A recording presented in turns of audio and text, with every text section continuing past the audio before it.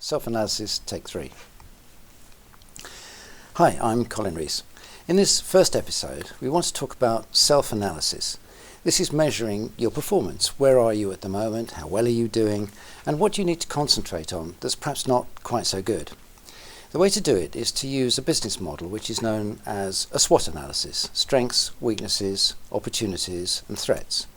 But what we're really interested in selling is our strengths and our weaknesses.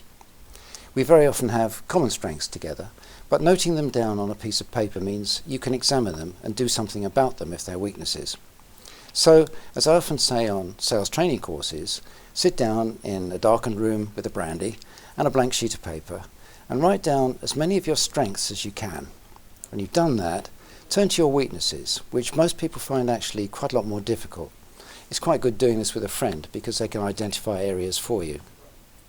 If you do that exercise, and you do it every 6 months, don't refer to the last time you do it, but do it again fresh, and see the difference that's been made. If you identify a weakness, you should know about it and be doing something about it, and trying to turn it into a strength. And gradually, as time goes on, you can see one thing moving from one category into another. That means you're making progress, so you're getting better, and it's a really good way of judging how things are going. Self-analysis, great way to bigger sales. Hi, I'm Colin Rees. In the second session, we're going to be talking about running a business.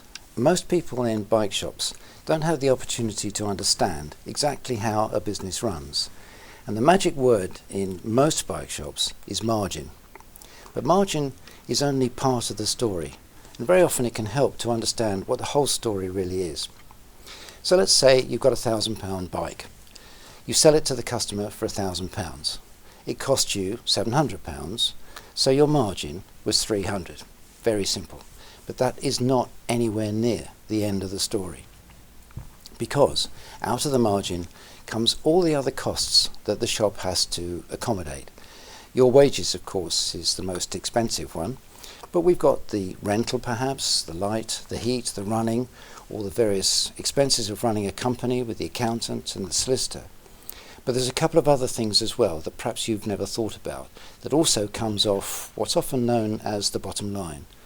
And the major subject here is discounts. Every time you give somebody a discount, you're not giving away margin. You're giving away net profit, which is why we actually all exist. It's what we're all here for. If the business is making net profit, it has the capital to be able to expand. It can afford to perhaps buy more stock, it could move branches, all sorts of things are possible. So you need to think very, very carefully, how much can you actually save this business? Because every time you do that, every time you save the business money, you're making more net profit, which is why we're all here. Just have a think about that. Hi, my name's Colin Rees. I'm very grateful indeed to Stows of Slough for allowing me into their shop to make some of the series. I hope it's being useful for you.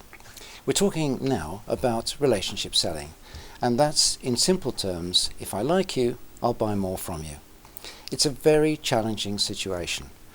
Somebody walks in the door, you've never met them before, you have no idea what kind of human being they are, how they're going to react, even what they've come in for, until you start asking questions. So how is it that you can suddenly become their friend? Because, as I say, if I like you, I'll buy more from you. And in bike shop terms, that can be quite excessive. So we need to get onto the same wavelength. We need rapport. One way to do it is to think of a mnemonic, which is often used in sales training, and this one is called form. Think about filling out a form. The F refers to family. And that would be questions like, is the bike for you? Do you ride with the family very often? How often do you go out? That sort of thing. The second is occupation. What do you do for a living? How often do you get time to ride? And that leads you into where your riding might be. And all the time you're creating a situation where you're getting into a relationship with this particular person. It could even be something as simple as the weather. Finishing the form though, you can also talk about recreation, more to do with, is it mountain biking, is it commuting to work, what is it? So it's all in the questions that you ask the person that you start to form this relationship. The last one is the message. So what do you actually want to say to this person? Well, obviously you want to be able to be in a position where you can make a presentation on the bike in the hope, obviously, that he says yes when you close the sale. So, relationship selling, think about that. If I like you, I'll buy more from you.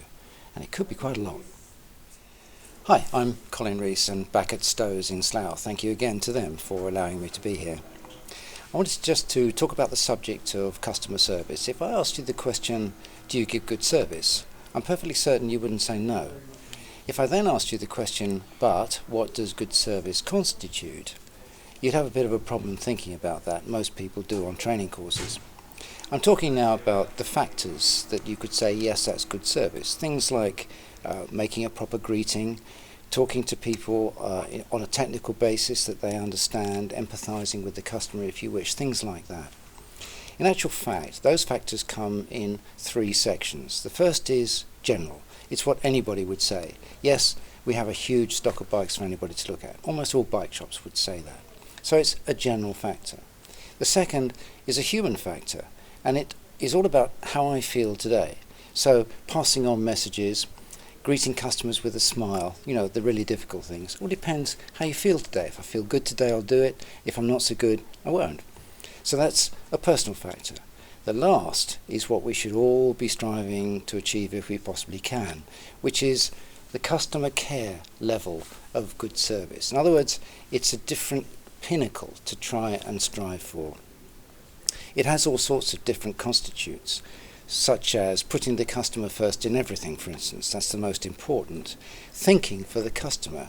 It's no good a customer coming in looking to change a tyre that isn't just reminded he needs levers to do that rather than spoons.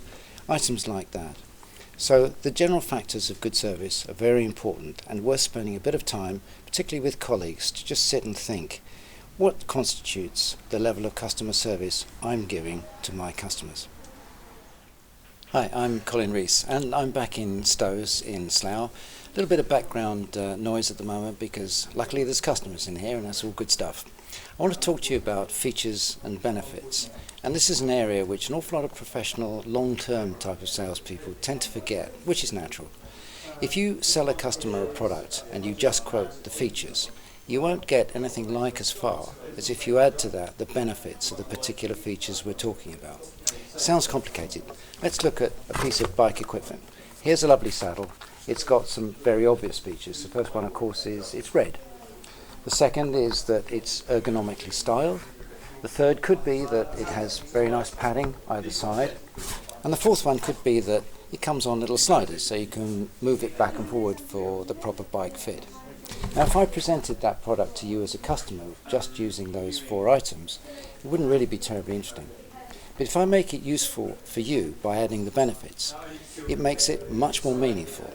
So you do that by adding three words, which means that. So to start with, I think we said it was red, which means that you're going to be riding something pretty distinctive.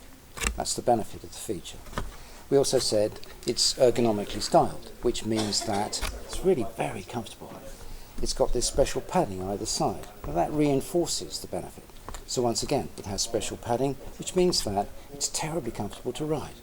And once again, the last one was that you can slide it backwards and forwards, which means that in terms of bike fitting, it can be really, really useful, and you can change it if things change. Let's have a look at a bike. When you start to translate, it makes quite a big difference. Here we just have a bike. Once again, it happens to be red, but that's a feature. So a feature is something pretty. Let's describe it like that. Features are pretty and benefits sell. We have special tyres on the bike, which means that you can ride it along a railway line or somewhere else. It doesn't have to be just a high road bike because it's got drop handlebars. And that's the sort of way that we use this particular technique in selling. So, features and benefits. It's extremely important to remember when you're preparing a presentation to make in the sales conversation to your customer. Features and benefits are very important. Don't just talk about features, you won't really be very interesting. Add which means that to turn it into a benefit. Features and benefits, take two. Hi, I'm Colin Rees, back in Stowe's in Slough, and there's a little bit of background noise going on. That's because happily the store's got some customers in it, so sorry about that. I want to talk about features and benefits, which is a very well-known selling situation, which an awful lot of people who are quite experienced tend to forget. When you make a presentation about a bike or about any other product, you need to have thought about it beforehand. This is important. So what are the features? Features are pretty and benefits sell. So what are the features of the product? I've got one of your products in my hand. Here's a nice saddle. Features are pretty, so the obvious feature to think about first here is the fact that it's red. The second is it's ergonomically designed. The fourth is that it's got padding. These are all features, and underneath it has the sliding bars so that you can move it backwards and forwards if you need to adjust the position that you are on the bike. Now, they're all features, and if I make a presentation to you like that, hi, here's a great saddle, it's red, it's ergonomically designed, it's got pads and a slider, that's really rather boring. I need to turn that into something that's going to work for me as a salesperson. And the way to do that is to turn the feature into a benefit by using 3 very simple words. Which means that. So let's try it again and see what happens. It's red, which means that you're going to have a very, very noticeable saddle. Hardly likely to get lost anywhere. It's ergonomically designed. That means that it's going to add to comfort. This is a scientific situation. I'm now expanding the benefit. It's been ergonomically designed to be as comfortable as possible.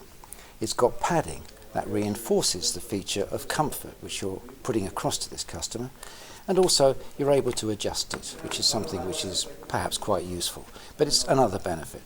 So if my presentation is about the features and the benefits using the words which means that, it's going to be more effective. It's red, it's this year's colour, very noticeable. It's ergonomically designed, terribly comfortable. There's a lot of science gone into that. It's got some very nice padding on the back. That's also going to save you a lot of disturbance on the ride. And I can alter it, so if my bike fit changes for any particular reason, it's going to be better. Sound better? I think so. It's because I used the features with the benefits and the which means that, rather than just the features. If you turn to what you're really interested in, which is bikes, you can stand in front of a bike when you have a short moment, and you can say to yourself, what are the features of this particular bike or any other that I'm going to actually make a sales presentation to a customer about? If I plan my presentation, it's going to be very much more successful. So the obvious features are, it's got drop handlebars, which suggests immediately it could be a high-end road bike. It's got disappearing cables, that's a feature. It has these particular tyres, that's a feature. And various others as well, and of course it's red, so you're not going to be missed. Having said that, if I just present those 4 things to you, it's not really very effective. But if I tell you how they work for you, then it's going to be a much more realistic presentation I'm going to make, and as a result, it'll be a lot more effective. So, features and benefits. You want to really practice the difference between the two. Features are pretty, benefits sell, and don't forget which means that converts one to the other. Good luck. Hi, I'm Colin Rees and I'm back in Stows in Slough, and I've got James here to help me demonstrate the touch and feel technique that we talked about during the introduction. Okay James, so customer comes in to buy a lock. He'll say to you, I want to buy a lock. What did you used to say to him? We used to take him over to the locks and talk through the features and benefits of each lock. And as you were talking through the features and benefits, where were the locks? On the wall. On the wall. Always on the wall? Always on the wall. Okay, fine. You may remember that when we talked about it before, we suggested that James takes a different approach. So how would you do it now? I'd take a lock, place it in the customer's hand. Okay. And do you find that the percentage of people who buy was higher than when you were doing it before? Much. Much. In fact, the Cranfield School of Management talks about something like 5% increase in sales just by doing that one technique. And it works with everything, including bikes. Touch and feel, remember. Alright, so cameras rolling, confidence. Take 2. Hi, I'm Colin Rees. We're talking now about personal qualities needed to be a successful salesperson. And believe it or not, they're not as great as you think they might be. But one area that does bother particularly younger staff and those who haven't been selling in a retail environment for very long is self-confidence. It's a very tricky situation. You're faced with a person you've never met before. You don't know what they're going to say, what they want, or indeed what you're going to say either if you haven't planned it beforehand. But the thing about confidence, there's two things to say. The first is only you know that you're not feeling quite as confident today as perhaps you were yesterday. And you probably won't actually transmit that to anybody that you speak to. So it's actually not as bad a weakness as you might rate that it is. The second thing, which I know has helped an awful lot of people who are a little bit younger, is to stop using the word sell. Don't think about selling bikes or selling accessories. The word sell has all sorts of negative connotations. Forget about that. Think about the word help. It makes such a difference. If every customer that comes in, you're going to help them to have the best riding experience they can have. That means you'll be showing them the best product that's right for them, that is going to be suitable for the riding they want to do, or the people that they're with, or where they're going. You ask the right questions. So your confidence actually comes out from the fact that you're helping another human being, which is something that we all want to do in this life. So forget the word sell and think the word help. So what other personal qualities do you need? Well, you need to be enthusiastic about what you're doing. And you're working in a bike shop, which is probably an environment that you love, so that shouldn't be too much of a problem. The more enthusiastic you are about the product that you're presenting to a customer, the more the customer will actually pick up the enthusiasm that you transmit. It's catching, it's like an illness. So be happy, be excited for him, to help him to get the best riding experience he can have. Some of the other things you need, courtesy. It's sadly lacking in today's world. The more courteous you are to people, the more trouble you take over what they want, the more they will remember you. And service is a very, very important thing in today's retail environment. Dress. What you wear says who you are. I don't need to say any more than that. It's very simple. The care you take then demonstrates the difference between the way that this store operates and the staff within it and the way the store down the road does. And if you're better than they are with regard to looking after your customers, they will come back and come back and come back. And that's the object of the exercise. Good luck. Psychology, take one. Hi, I'm Colin Rees. The object of this chapter is to give you some psychological hints and tips. This is kind of brain stuff, if you like, which is ammunition that you as a salesperson has, but that the customer doesn't know you've got. So in other words, you've got one ahead of the crowd before you start. These things are quite obvious when you think about them, but it needs somebody just to explain what they're all about. The first one is, can you finish the phrase, beans means? Yep, that's right, Heinz. How about the future's bright, the future's orange? And do you know who said soft, strong, and very long? Andrex. Is there any reason why you would know the name of the UK's leading brand of toilet tissue? And beans means Heinz hasn't been used in their marketing for 16 years, yet you were able to probably answer the question. And if I'd have asked you 97 other questions, you'd have probably got 100 all right. I wonder, does that worry you? Does it bother you that those brands have taken over your mind? It gets even more interesting when you start to look at the political arena. And I'm sure you might have heard the phrase that we're all in this together, and various other things as well. That's when it starts to get scary. So how does this happen? And a lot of people answer that question by saying it's advertising. And yes, to an extent it is, but actually it's a lot more than that. It's repetition. The more you repeat something, the more people take it on board. And that's why, certainly in the political arena, many people can understand and recognize the phrases that are used. But that's why those brands are very memorable. So repetition in selling is very important, and it is said that if you mention the one word that you're thinking about in a conversation 3 times to a customer, by the time you've said it on the 3rd occasion, he's got it. It's in his head and you don't have to worry. So my example is the word value. Let's say you have a customer in front of you. He wants to buy a bike, and perhaps it's just a little bit too far for him, or far enough anyway, in terms of the financial situation. So you need to demonstrate the value of that particular product to that particular customer. And the way to do that is to mention the word 3 times. So if you're looking for value, this bike is it. A little later in the conversation, you might say something like, value for money is really good in this bike. That's 2. And I'm sure you can think about a 3rd time when you can use it. On the 3rd occasion, value, it's there. You don't need to worry about it anymore until you close the sale. So if you use it again when you close the sale, the psychological chances of him saying yes are greater than if you hadn't done that. That's the first psychological tip. Bang. Hi, I'm Colin Rees. We're talking about psychological hints and tips. The second thing is quite standard, and you may already be doing it, but those of you who are more experienced want to make sure that you still haven't forgotten. The two things are this. When you're talking about a product of any sort, particularly a bike that's going to be costing quite a lot of money, try and get the customer to say yes as many times as you can.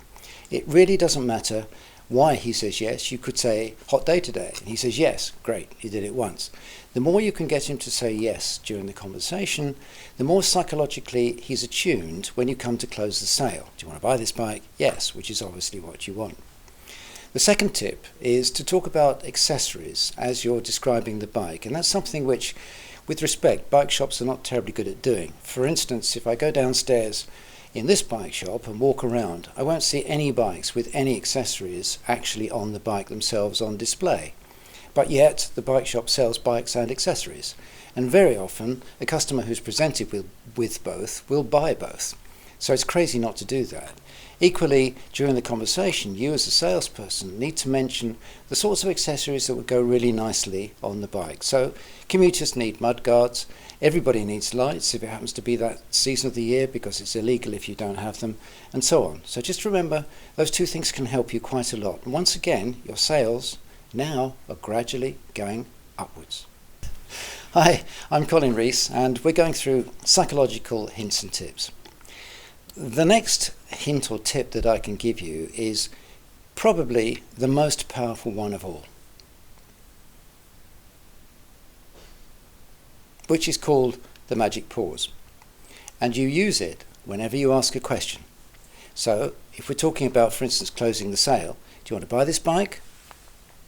Pause. Anytime you ask a question, use the pause. Very often, the next person to speak will actually be the person you're speaking to. Nobody quite understands how it works or why it works, but it is incredibly powerful. Some salespeople tend to use too many words, to talk too much, so they're not asking the proper questions of a customer, they're not listening to the answers because they don't stop and actually listen. And it can be so useful in all sorts of different areas. Try it at home. Hello, I'm Colin Rees, and we're just finishing now the chapter on psychological hints and tips. The last two are very simple, but once again, the best question a salesperson can ask a customer is, how do you feel about that? Pause and wait for the answer to come back, because what will come back actually will be the truth. So if you're having a conversation about a product, it's not perhaps going exactly how you want it to, or on another occasion, if a customer seems to keep going off at tangents, bring them back, point to something, and then say, how do you feel about that? And you'll find, as I say, that you'll be able to continue in a much more positive frame of mind. The second thing is something, again, I'm sure you're already doing, but can I just urge you to get as many people as you possibly can on the saddle as quickly as you're able to. Ideal situation is here in Stows, in Slough, where they have a car park behind the store, and anyone can go and tootle around out there on a new electric bike or anything else. And 9 times out of 10, it's the touch and feel aspect. Customers will actually buy that. So I hope that helps you. Use the psychological hints and tips, test them every time you hear them, and see what happens. I think you'll sell more. In the next series, we'll be talking about the sales conversation and the structure. I maintain that every sales conversation has a specifically designed structure to it. If you know where you are within that conversation, then you know how close you're getting to the end, which of course is closing the sale. And every salesman really is looking forward to doing that, although they invariably forget. So we'll take that in a lot of detail. The sales conversation is a very interesting segment, and that's coming up next. The next series is going to be about the sales conversation. The structure of every sales conversation that you have, I maintain, is the same. Of course, it's different subjects and different products, but the process is exactly the same. If you know where you are within that structure and you know the components that go into it, then you know how near you are to the end, which is obviously closing the sale. That comes up next.